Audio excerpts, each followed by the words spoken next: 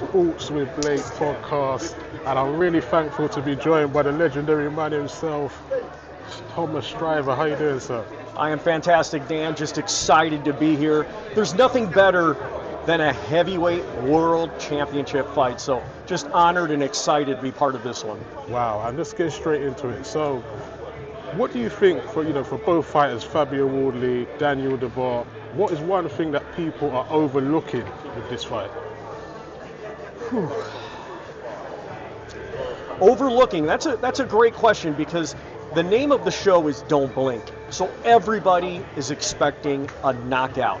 But hey, don't be surprised if this goes 12 rounds. I mean, these are two guys who, Dubois, a former world champion, Wardley, the reigning world champion. These guys know what it's like to go in there and go into the deep rounds as well. So maybe people are overlooking the fact that this could go the distance. And what do you think are the keys to victory for both fighters? What they got to do to win it? What are they ready to get the knockout? What they got to do? Well, I think you always need to have good defense. You don't want to do anything too reckless inside of there. So I think both guys are going to be looking for that punch to knock out or stop their opponent, but at the same time, you don't want to do anything reckless to get caught when you shouldn't be. And your career has been amazing. You've been around the world. You're a former wrestler, announcer. I'm also an announcer, so it's even an honor just introducing you and having you here. Thank you, Dan. So, for all the announcers worldwide and globally, the ones on the come up, seasoned veterans like yourself, what's the one word of advice you would have for somebody trying to get into the game as an announcer in 2026? You know what? Just follow your dreams. Try your best. That's all we can do is, give 100%. When I was coming up, if I was doing a show in front of 25 people, I still went out there like it was WrestleMania. I still went out there like I was doing a world championship fight. So just always give 100%.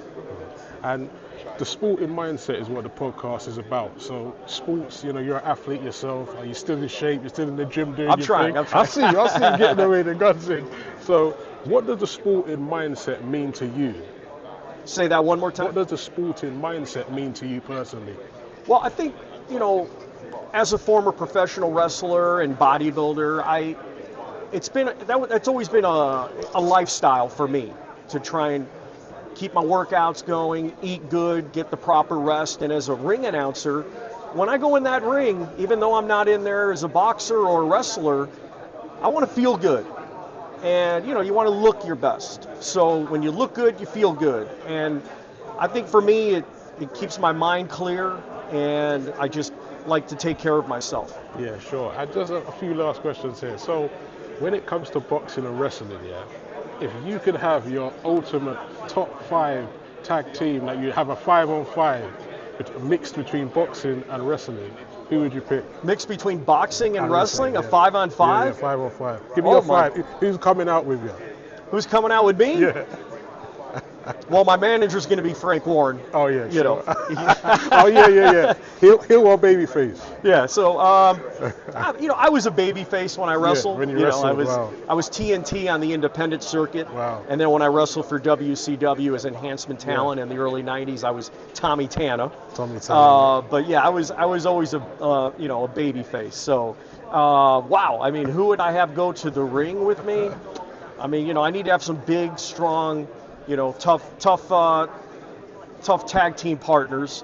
So I think those two guys on that stage would be great tag team partners, Fabio Wardley and Daniel Dubois right there. So, and then of course, I want to bring Tyson Fury with me as well. He brings that charisma. The fans, they love Tyson Fury. So, and then I think I'm going to bring a Carl Frampton in there as well. Not one of the bigger guys, but man, what a great fighter he was. So I think that would be a pretty good mix of guys to have as tag team partners. Yeah, given that kind of Rey Mysterio energy. Yeah, right? Exactly. Yeah. I can picture Frampton, doing the flip off the top rope. So what's your feel of the current state of, because you're being a former wrestler like WCW, WWE, it's just one thing now, Netflix, they're doing big. What's your thoughts on the current scene there now? Do you ever reflect and look at wrestling and think, what's the state of it today? What's your thoughts on it? It's certainly very different than when I wrestled in 1993. and 94. I wrestled for only a couple of years, and my time with WCW was very brief. But, you know, I think the evolution of social media, I think, you know, the way things have evolved with streaming sites and things like that, of course, Netflix, I think a lot has changed. The business is much more exposed these days with things being shown that go on behind the scenes.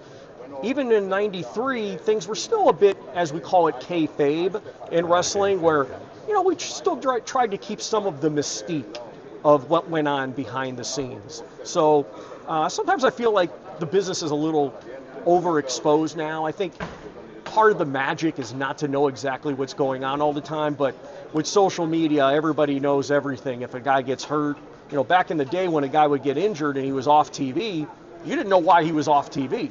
Now you know an hour later that he's got a knee injury, or we didn't know that stuff back then. So I think that's really changed, the way the professional wrestling is. But it's still a great, form of entertainment, and I still try to keep up on it as much as I can. Favorite wrestler of all time? Ooh, my favorite wrestler of all time. When I was growing up, the Dynamite Kid, one half of the British Bulldogs with Davey Boy Smith. He was my favorite. So I was actually lucky enough to attend WrestleMania 2 in Chicago when they beat Beefcake and Valentine for the WWF Tag Team titles. And of course, the British Bulldogs had Ozzy Osbourne, as in their corner with Captain Lou Albano, who was their manager. So when I saw them in person win the tag team titles, there was just something about the Dynamite Kid that I was really fascinated by. So when I broke in the wrestling business, I really tried to, emulate him, if you will. But he had a much better wrestling career than I did. And with wrestling, there's so much personality in it.